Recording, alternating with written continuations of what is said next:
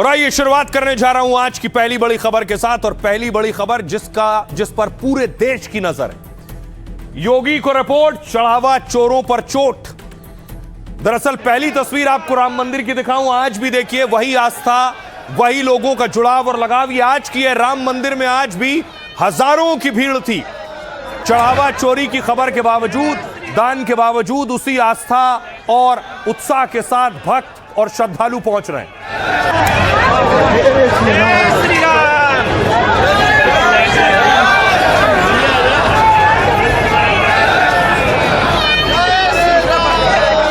दूसरी तरफ जो चढ़ाया गया, जिसमें पादुका थी रामलला की, पादुका के अलावा जिसमें हार था रामलला के लिए, चांदी का हार है, ये सारी चीजें चोरी हो गई, ऐसा दावा किया गया।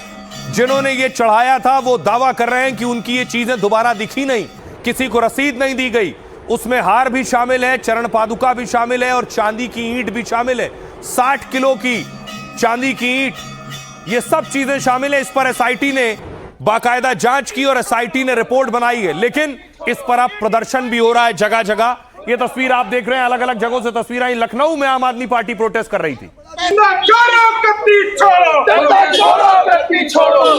पार्टी मुर्दाबाद मुर्दाबाद मुर्दाबाद। ये उन चंदा चोरों के लिए जिनके पास पैसे की कमी है। चंदा चोरी बंद करो, बंद करो, बंद करो। गली गली में शोर है।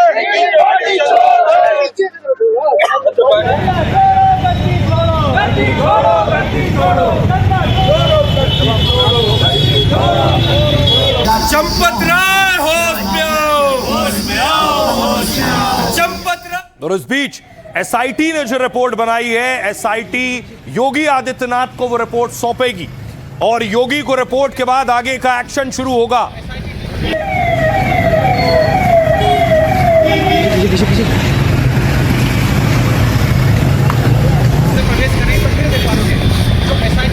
वर्षों तक मर्यादित रहते हुए हमने संघर्ष किया है। 15 दिन और देख लें, इंतजार कर लो, चिंता मत करो।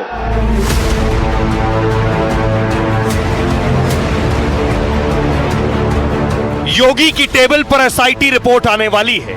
चढ़ावा चोरी के गुनहगारों का सारा बही खाता योगी के सामने खुलने वाला है। चढ़ावा चोरों के नाम लेकर एसआईटी योगी के पास पहुंच गई है। अब बारी है योगी के कड़े एक्शन की। रामलला के दान का जिन्होंने हेरफेर किया, उन सब पर अब योगी का डंडा चलने वाला है। बड़े ऑर्डर से पहले योगी ने चेतावनी दे दी है। ट्रस्ट और राम मंदिर से जुड़े अधिकारियों को फरमान दे दिया है कि जब तक किसी फाइल पर फैसला नहीं होता वो अयोध्या नहीं छोड़ेंगे। यानी ऊपर से लेकर नीचे तक चढ़ावा चोरी में जो भी शामिल हैं, उन सब पर योगी की गाज गिरने वाली है। और आइए आपको बताऊं, जो एसआईटी ने रिपोर्ट बनाई है, उस रिपोर्ट में क्या कुछ तथ्य हो सकते हैं, क्योंकि एसआईटी ने लगभग 2 हफ्ते तक जांच की है इस मामले में। क्या कुछ मिला है एसआईटी को, देखिए जरा। एसआईटी की रिपोर्ट तैयार हो गई। एसआईटी की रिपोर्ट यह कहती है, एसआईटी ने राम मंदिर में चढ़ावा चोरी पर शुरुआती रिपोर्ट बना ली है और एसआईटी ये रिपोर्ट लेकर सीएम योगी के पास पहुंची। एसआईटी को कई अहम सबूत मिले हैं जो 150 पन्नों की रिपोर्ट में हैं। एसआईटी ने 6 दिन तक मंदिर परिसर और आरोपियों के घर की जांच की है। एसआईटी ने 150 लोगों से पूछताछ की है। 2 करोड़ बरामद होने की भी खबरें आई। चेतावनी दी कि ट्रस्ट से जुड़े अधिकारी कर्मचारी अयोध्या छोड़कर ना जाएं। यानी एसआईटी ने कहा है, जितने लोग अयोध्या में हैं वो अयोध्या ना छोड़ें जो ट्रस्ट से जुड़े। फिलहाल एसआईटी की जांच में कुछ बड़े चेहरों पर सवाल उठे, जैसे चंपत राय। पहला नाम चंपत राय का है। राम जन्मभूमि तीर्थ क्षेत्र ट्रस्ट के महासचिव हैं। राम जन्मभूमि आंदोलन के बहुत अहम चेहरों में से एक हैं। चंपत राय मंदिर की ऑडिट समिति के अध्यक्ष भी हैं और मंदिर में बैठक और सभी तरह के आयोजन वही देखते हैं। उन पर करोड़ों के हेरफेर और गड़बड़ी के आरोप लग रहे हैं। विपक्षी पार्टियां और कई संतों ने उन्हें हटाने की मांग की है। एसआईटी ने चोरी की जांच के दौरान चंपत राय से पूछताछ की। चंपत राय ने कहा, मंदिर का इंटरनल ऑडिट चल रहा था, ऑडिट में कोई संदिग्ध बात नहीं मिली है, एसआईटी जांच कर रही है। अगला नाम देखिए किसका है, राम शंकर यादव उर्फ टिन्नू यादव। पहले चंपत राय के ड्राइवर थे, फिर करीबी सहयोगी हो गए। अयोध्या लखनऊ में करीब 50 करोड़ की संपत्ति है इनके पास। आरोप है कि मंदिर के चढ़ावे की चोरी में ये शामिल रहे। मंदिर में वीआईपी एंट्री से गिनती तक में उनका दखल होता है। दावा है कि एसआईटी ने उनके घर से सोना बरामद किया है। एसआईटी ने 6 दिन में टिन्नू यादव से कई बार पूछताछ की। टिन्नू ने कहा, मेरा चोरी या हेरफेर से कोई लेना देना नहीं है, मैंने तो टेम्पो चलाकर और बचत करके कुछ पैसे जमा किए। अगला नाम देखिए कौन है। एक और बड़ा नाम है डॉक्टर अनिल कुमार मिश्रा का। राम जन्मभूमि तीर्थ क्षेत्र ट्रस्ट के सदस्य हैं। मंदिर प्राण प्रतिष्ठा में मुख्य यजमान बनाया गया था इन्हें। मंदिर में सभी तरह के प्रशासकीय काम यही देखते थे। टिन्नू यादव ने दावा किया कि कैश का काम मिश्रा जी देखते थे। एक पूर्व इंजीनियर ने 40% कमीशन लेने का आरोप लगाया। एसआईटी ने डॉक्टर अनिल मिश्रा से कई राउंड पूछताछ की है। एक और नाम गोपाल राव का। राम जन्मभूमि तीर्थ क्षेत्र ट्रस्ट के विशेष आमंत्रित सदस्य हैं। कर्नाटक के रहने वाले गोपाल राव मंदिर में निर्माण में अहम भूमिका रही। राम मंदिर से जुड़ा पूरा प्रबंधन उनके जिम्मे रहता। दर्शन और आरती पास की व्यवस्था वही कराते हैं। गोपाल राव चंदे के पैसों की गिनती के प्रभारी भी थे। चढ़ावे के पैसे और सोना चांदी में हेरफेर के आरोप लगे। एसआईटी ने गोपाल राव से भी कई बार पूछताछ की है। गोपाल राव ने कहा है कि हर तरह की जांच को वो तैयार है। अब सवाल यह है कि टिन्नू यादव समेत कई आरोपियों पर एफआईआर दर्ज होगी। मंदिर और ट्रस्ट से जुड़े 25 लोगों पर भी कार्रवाई हो सकती है। ट्रस्ट में अधिकारियों के स्तर में बड़े बदलाव हो सकते हैं। राम मंदिर की दान और जांच प्रक्रिया में फेरबदल संभव है। यह है एसआईटी की रिपोर्ट। यह एसआईटी की रिपोर्ट योगी आदित्यनाथ तक पहुंचेगी और एक्शन शुरू होगा। सुनिए क्या कह रहे हैं सीएम योगी अखिलेश यादव। प्रभु राम ने हमें मर्यादा का पाठ पढ़ाया है, मर्यादित रहने का आचरण दिया है। हम उस मर्यादा का पालन करते हुए हमने 500 वर्षों तक, हम लोगों के पूर्वजों ने 500 वर्षों तक प्रभु राम के स्थान को लेने के लिए संघर्ष किया है। 500 वर्षों तक मर्यादित रहते हुए हमने संघर्ष किया है। लेकिन हम अयोध्या को बदनाम करने वाले, राम जन्मभूमि मंदिर को अपमानित करने वाले लोगों के बहकावे में कतई ना आए। साधु संतों की जांच अधिकारी कैसे कर सकते हैं? साधु संत हमारे पूजनीय हैं। एसआईटी की जांच कौन करेगा? और इसीलिए डिले कर रही है, इससे सच्चाई बाहर है। अखिलेश जी के कोनो काम ना हो, ये समझ ले कि अखिलेश जी खाली सिर्फ ये बदे बोलत हुआ कि जनता में जाके वोट मांगे लायक हम रही, मिली कि न मिली। अब देखिएगा 2 दगे हुए कारतूस 17 में लड़े थे और 47 सीट जीते थे। अब ड्राइवर लेके माल चोरावत बात है, उनका कौन दोष बा? अब उनसे पूछताछ, सबसे पूछताछ हो रही है। जो उसमें आएगा दोषी होगा, उसके खिलाफ कार्रवाई होगी। अब देखिए जरा सवाल ये है, वो श्रद्धालु और भक्त बहुत आहत हैं जिन्होंने लाखों करोड़ों रुपए का दान दिया है। वो किसी भी रूप में भी हो सकता है। उसी में से एक भक्त हैं रामलला के राजू मनवानी। ये देख रहे हैं, राजू मनवानी ने ये चांदी की ईंट दी थी। 200 चांदी की ईंट राजू मनवानी ने रामलला को दान की थी। राजू मनवानी नाराज हैं। उनका दावा है कि उनके चांदी की ईंट कहां चली गई। 200 जो चांदी की ईंट दी थी वो गायब है, ये आरोप लगा रहे हैं राजू। अब सवाल ये है, ये सारी चीजें कहां गायब हो गई? वो लोग सवाल कर रहे हैं जिन्होंने दान दिया था। देखिए क्या क्या है इस फेहरिस्त में। सबसे पहले 200 किलो चांदी की ईंट। राम मंदिर से चांदी की 200 ईंट गायब होने के आरोप है। विश्व सिंधी सेवा संगम ने गंभीर आरोप लगाए और दान की हुई 200 किलो चांदी पर जवाब भी मांगा है। 2021 में 200 किलो चांदी की ईंट दान की गई थी। मौजूदा वक्त में इसकी कीमत 5 करोड़ रुपए से ज्यादा है। दावा है कि सिंधी सेवा संगम को दान की कोई रसीद नहीं मिली। 60 किलो चांदी की शिलाएं, रामलला को दान में 60 किलो चांदी की शिलाएं भी मिली थी। लेकिन खबर है कि एसआईटी को जांच में चांदी की शिलाएं नहीं मिली। उत्तर भारत ज्वेलर्स संगठन के अध्यक्ष अनुराग रस्तोगी के पास रसीद है। देश भर के ज्वेलर्स से 10 से 20 ग्राम कर 60 किलो चांदी जमा की गई थी, लेकिन करीब 1.5 करोड़ रुपए की चांदी गायब होने से हड़कंप मच गया। हार और चरण पादुका भी गायब है। रामलला को दान में मिला हीरे से जड़ा एक हार गायब है। जौनपुर के एक श्रद्धालु ने इसे करोड़ों में मुंबई में बनवाया था और फिर टिन्नू यादव के जरिए रामलला को उपहार दिया गया था। श्रद्धालु को दी गई सोने की एक चरण पादुका भी गायब है जो श्रद्धालु ने दी। दावा है कि पादुका 1 किलो सोने और 7 किलो चांदी से बनी थी। एसआईटी ने राम मंदिर के पुजारी से हार और चरण पादुका पर पूछा। पुजारी ने कहा दोनों रामशंकर यादव उर्फ टिन्नू यादव को लौटा दी थी। एसआईटी ने दोनों कीमती चीजों पर टिन्नू यादव से भी सवाल किया है। टिन्नू यादव ने सोने के गहनों को गलाकर ईंट बनाने की बात कही है।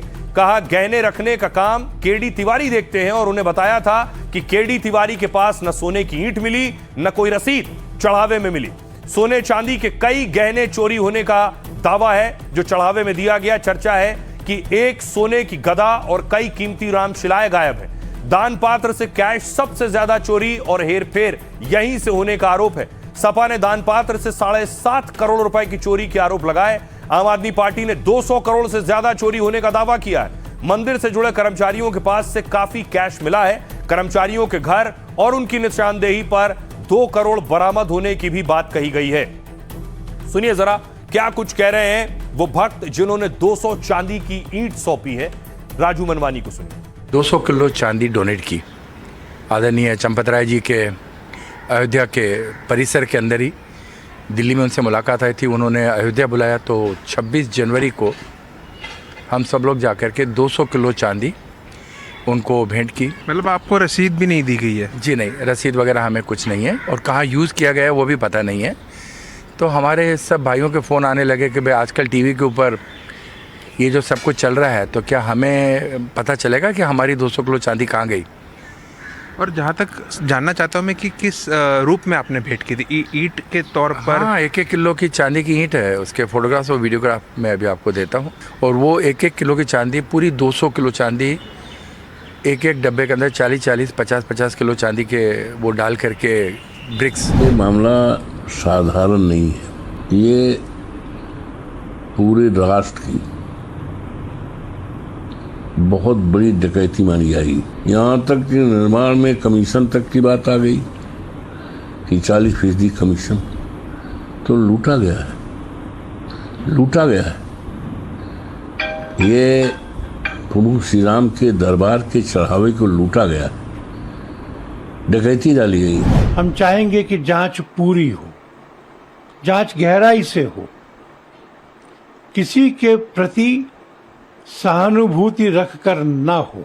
जिस किसी ने भी कुछ भी दोष किया है, चाहे वो दोष अमानत में ख़यानत का है और चाहे वह दोष असावधानी का है, दोषी लोग आइडेंटिफाई होने चाहिए। कानून के अंतर्गत कड़े से कड़ा दंड उनको मिलना चाहिए।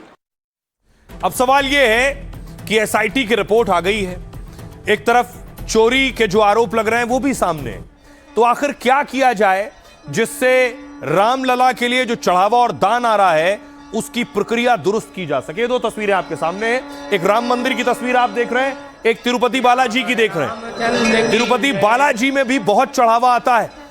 अब ऐसा दावा है कि तिरुपति बालाजी में जो दान और चढ़ावे की प्रक्रिया है उस प्रक्रिया को ही अगर उसका ही पालन राम मंदिर के लिए किया जाए तो हालात बेहतर हो सकते हैं। तो पहले आपको बताऊं कि आखिर राम मंदिर में जो चढ़ावा और दान आता है उसे कैसे इस्तेमाल किया जाता है, उसका क्या होता है। फिर आपको बताऊंगा कि तिरुपति बालाजी में जो चढ़ावा आता है वो कैसे सही प्रक्रिया का पालन करते हुए सुरक्षित रखा जाता है। देखिए जरा, सबसे पहले राम मंदिर की बात करेंगे।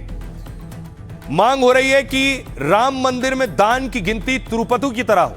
राम मंदिर में हर रोज करीब 8 से 10 लाख रुपए का दान आता है। मंदिर में प्रबंधन और चढ़ावे का जिम्मा राम जन्मभूमि ट्रस्ट संभालता है। मंदिर में 6 बड़े दान पात्र और परिसर में 12 से ज्यादा छोटे दान पात्र। मंदिर में कैश गिनने का काम एक निजी एजेंसी को दिया गया है। आरोप है कि काउंटिंग में शामिल कर्मचारियों की भर्ती नियम से नहीं हुई। ट्रस्ट के पदाधिकारियों की सिफारिश या पैरवी पर कैश गिनने वाले रखे गए। एसबीआई कर्मचारियों की मौजूदगी में चढ़ावे के पैसे की गिनती होती थी।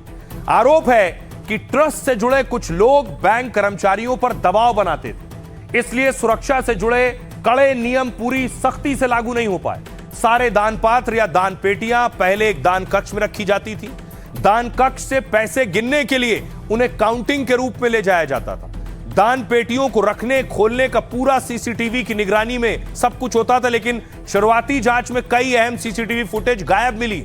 दुनिया में सबसे ज्यादा चढ़ावा पाने वाले मंदिरों में गिना जाता है तिरुपति बालाजी। यहां रोज 2.5 से 6 करोड़ रुपए तक चढ़ावा आता है। तिरुमला तिरुपति देवस्थानम यानी टीटीडी प्रबंधन देखता है। यह संस्था सीधे तौर पर आंध्र प्रदेश सरकार के प्रति जवाबदेह होती है। इसके प्रशासनिक प्रमुख आईएएस रैंक के अधिकारी या कमिश्नर होते हैं और यहां चढ़ावे की गिनती बेहद सुरक्षित भवन में की जाती है। पूरे परिसर में हाईटेक सीसीटीवी और एआई निगरानी प्रणाली है। दान गिनने वाले कर्मचारियों को बिना जेब वाले कपड़े पहनने होते हैं। आमतौर पर वो धोती पहनते हैं ताकि कोई नोट छिपा ना सके। चढ़ावे की गिनती से पहले और बाद में 3-4 बार कड़ी तलाशी होती है। पैसे गिनने वालों को मोबाइल या पर्स ले जाने की इजाजत नहीं होती है। भक्त भी कांच की दीवारों के जरिए नोट गिनने की प्रक्रिया को देखते हैं। गिनती की निगरानी बैंक अधिकारी और आईपीएस रैंक के अधिकारी करते हैं। रोज चढ़ावे की गिनती कर उसके नियम बैंक खातों में जमा किया जाता है नियमित रूप से, और अगले दिन मंदिर खुलने पर दान और खर्च की डिटेल रखी जाती है। यह है तिरुपति में जो चढ़ावा और दान आता है उसकी प्रक्रिया। सुनिए जरा सियासतदान क्या कहते हैं। करोड़ों करोड़ों रुपए के चंदे की चोरी हो गई। बताया जा रहा है कि लगभग 200 करोड़ रुपए का तो कैश ही चोरी हो गया और कई हीरे जवाहरात के बक्से चोरी हो गए। ना ईडी ने कोई एफआईआर की, ना सीबीआई ने कोई एफआईआर की। कोई रेड नहीं, कोई गिरफ्तारी नहीं। कह रहे हैं बहुत बड़े बड़े नाम शामिल हैं। कार्रवाई हुई तो सरकार भी गिर सकती है। आरोप लगा है, एसआईटी का गठन हुआ, एसआईटी जांच कर रही है। हम सब लोगों को जांच रिपोर्ट आने की प्रतीक्षा करनी चाहिए और जांच एजेंसी को अपना काम करने देना चाहिए शांतिपूर्वक। पैसा कहाँ गया? 1-2 रुपए का मामला नहीं है। 1-2 रुपए का मामला हो सब समझ में आता है। पैसा कहाँ गया पता नहीं कितना है।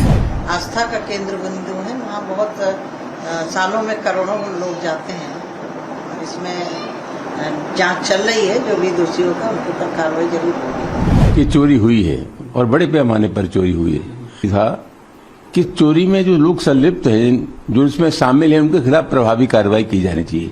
मुझे लगता है कि उत्तर प्रदेश की सरकार और उत्तर प्रदेश के मुख्यमंत्री जानबूझ करके गुनहगारों को बचाने की कोशिश कर रहे हैं। एसआईटी गठित करने के बाद जब एसआईटी ने ये निष्कर्ष निकाल लिया कि चोरी हुई है, तो मैं समझता हूं दोहरा मापदंड नहीं होना चाहिए। एक अपराधी के साथ जो व्यवहार होता है उसी तरह से जो लोग उसमें शामिल हैं उनके खिलाफ कठोर कार्रवाई होनी चाहिए। जिसने भी इस तरीके का पैसा खाया है, इससे बड़ा पाप कुछ हो नहीं सकता। जांच में जो आएंगे उनको बख्शा नहीं जाएगा, उनके खिलाफ सख्त एक्शन लिया जाएगा।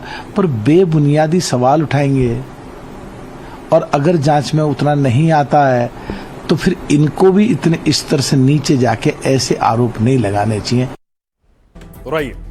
तो अब राम मंदिर में जिन्होंने चंदा चोरी की है उनकी खैर नहीं, ये बात सच है और जल्दी ये तस्वीर भी साफ हो जाएगी जिन्होंने ये हरकत की है उन पर क्या एक्शन हो रहा। खबरों में आगे बढ़ते हैं, आपको लिए चलता हूं बिहार। भरत तिवारी का एनकाउंटर या फिर मर्डर, अब ये सवाल उठ रहे हैं। भरत तिवारी कौन है? ये है तस्वीर। पिछले कई दिनों से बिहार में सबसे बड़ा बवाल भरत के नाम पर हो रहा है। भरत के हाथ में आप पिस्टल देख रहे हैं। भरत का तारुफ आपसे कराऊं उससे पहले देखिए जरा भरत क्या करते थे और कैसे उनका एनकाउंटर हुआ। एक तस्वीर सामने आई जिसमें दावा किया गया भरत पुलिस पर फायरिंग कर रहे हैं। देखिए जरा, पुलिस की जीप नीचे खड़ी है।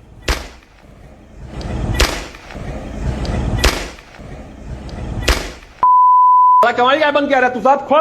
खोल आ गए बाहर, खोल दिखाते हैं, खोल कवाड़ी। हाँ बोल।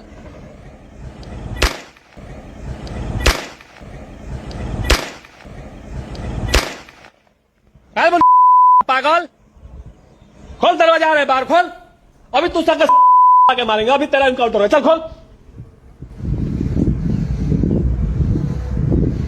आप देख रहे हैं पुलिस सामने खड़ी और भरत छत से ललकार रहे हैं और पुलिस पर गोली भी चला रहे हैं। खोलना कवड़िया, खोल। क्या बन गया रे? और उसके बाद देखिए क्या हुआ। जो दूसरी तस्वीर सामने आई वो ये, सामने पुलिस थी और भरत ठीक सामने, और उसके बाद पुलिस पर फायर करने का आरोप लगा। तस्वीर देखिए और भरत ये वीडियो भरत ही बना रहे हैं। हट हट, पागल है, हट हट।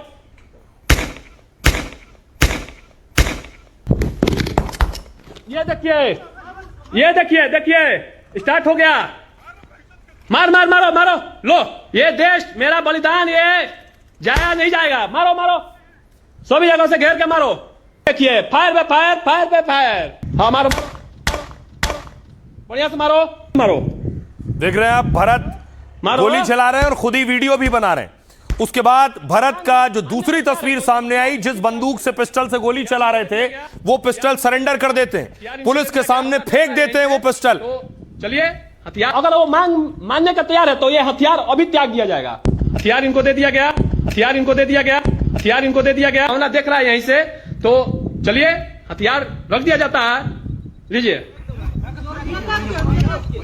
भरोसा कीजिए। फालतू बोलेगा रे, क्या रख रहे? लीजिए, फेंक दे। रुकिए, ये सारी बातचीत पुलिस और भरत के सामने हो रही है। हथियार इनको दे दिया गया, भरत ने हथियार फेंक दिया। परिवार का दावा है कि भरत ने हथियार फेंक दिया था, लेकिन भरत का एनकाउंटर कर दिया गया। ये आप देख रहे हैं, भरत की बॉडी है, अस्पताल ले जाया गया फौरन भरत को।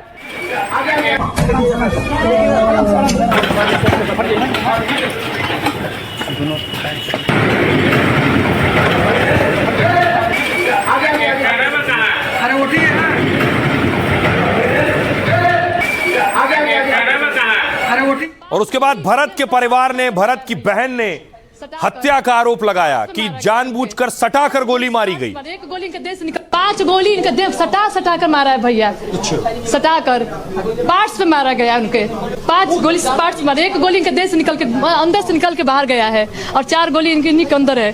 पकड़ करके उसके बाद गोली मारी गई। हाँ, अब बड़ी मार मारा गया है, वो गिर गए हैं। आंखों देखा हुआ हाल मेरे भाभी जी है, मेरे माँ है, जो सच्चाई है वो लोग तड़प रहा है वहीं पर। तो भरत का परिवार पुलिस पर हत्या का आरोप लगा रहा है, और उसके बाद गांव वालों को पता चला, आसपास के लोगों को पता चला, तो फिर प्रदर्शन शुरू हुए, बवाल बढ़ा।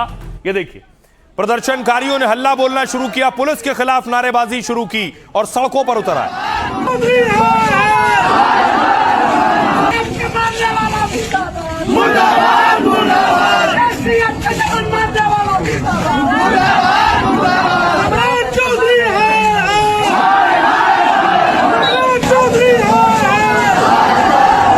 और उसके बाद सम्राट चौधरी तक भी ये बात गई, सीएम तक। सीएम ने वो तस्वीरें भी देखी जब भरत तिवारी भी गोली चला रहा था पुलिस पर। नहीं कर रहा है। मैं अभी सवेरे से चिंतित था कि मेरे ही पुलिस वाले को कोई हथियार दिखा रहा है और पुलिस कार्रवाई नहीं कर रहा है। उसको गिरफ्तार भी कर लिया गया, उसको मानसिक आरोग्य का जो हॉस्पिटल उसमें भर्ती करने का काम किया जाए, लेकिन जो अपराधी है उसको तो बिहार छोड़ना होगा, उसको कोई रोक नहीं सकता है।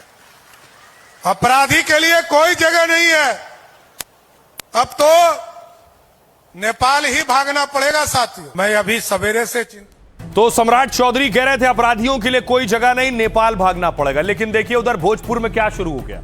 लोग प्रदर्शन कर रहे थे भरत तिवारी के हक में, प्रदर्शनकारी और पुलिस आमने सामने थे, डंडे चलने लगे, पत्थर चलने लगे। यहाँ पर देख सकते हैं आप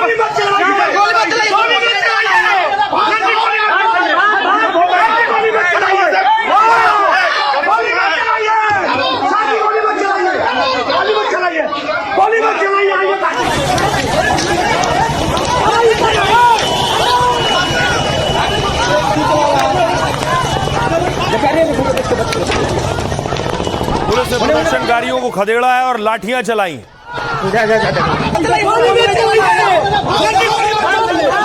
और दूसरी तरफ देखिए, भरत का अंतिम संस्कार के लिए पार्थिव शरीर ले जाया गया, भरत का शव। ये गांव वालों को आप देख रहे हैं, भारी भीड़ थी, पूरा गांव जुटा था।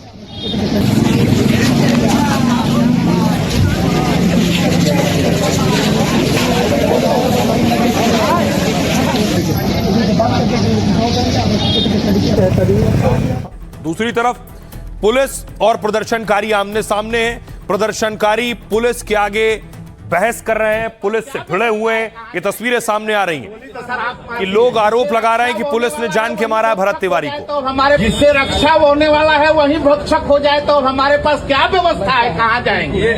गोली तो सर आप मार दिए हैं, गोली तो सर आप मार दिए हैं। कि जहाँ कोई व्यवस्था पैदा हो, उस थाना बीच में पड़ के उस व्यवस्था को व्यवस्था में बदले, और जब थाना ही दोषी हो तो हम कहाँ जाए? सरकार जिससे रक्षा होने वाला है वही भक्षक हो जाए तो हमारे पास क्या व्यवस्था है, कहाँ जाएंगे? गोली तो सर आप मार दिए हैं, गोली तो सर आप मार दिए हैं। कि जहाँ कोई व्यवस्था। अब आपको बताऊं कि आखिर क्या वाकई पुलिस ने भरत तिवारी का एनकाउंटर किया है? क्योंकि परिवार और गांव वालों का कहना है हत्या की। पुलिस क्या कह रही है और गांव वाले क्या कह रहे हैं, दोनों का वर्जन आपके सामने। कुछ इस तरह की स्थिति थी। भोजपुर पुलिस का कहना है बिहार पुलिस ने एनकाउंटर को आत्मरक्षा की कार्रवाई बताया। भरत तिवारी एनकाउंटर मामले में 3 एफआईआर दर्ज कर ली है। अवैध हथियार, पुलिस पर फायरिंग और काम में बाधा डालने का आरोप। दावा है पुलिस जब गुप्त सूचना के बाद भरत के घर पहुंची तो भरत ने पिस्टल तानकर पुलिस पर फायरिंग की। पुलिस ने कहा भरत तिवारी हथियार लेकर भागने लगा। पीछा करने पर पुलिस पर उसने 10 से 12 राउंड गोली चलाई। भरत की ओर से मारी गई एक गोली सरकारी गाड़ी पर लगी। पुलिस का कहना है हमने उसे सरेंडर की चेतावनी दी लेकिन वो गोलियां चलाता रहा। पुलिस ने आत्मरक्षा में फायरिंग की जिसमें भरत को गोली लगी और घायल हालत में उसे अस्पताल ले जाया गया लेकिन उसकी मौत हो गई। पुलिस ने एफआईआर में भरत के पिता और भाई को भी आरोपी बनाया।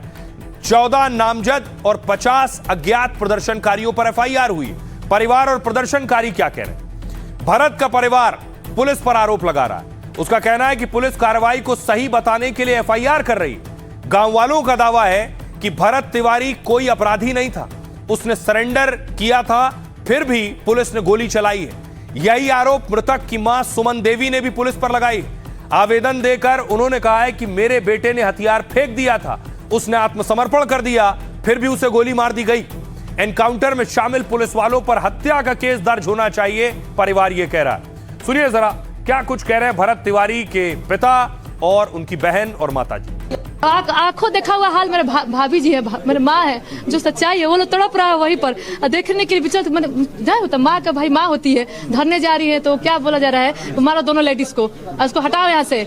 10 मिनट भैया वहाँ पर 10 मिनट तक रखा है लाश को, वहाँ से उठने नहीं दिया, वहीं पर मार के मुआ दिया है, सब बिगवा दिया है। हथियार बिगते हुए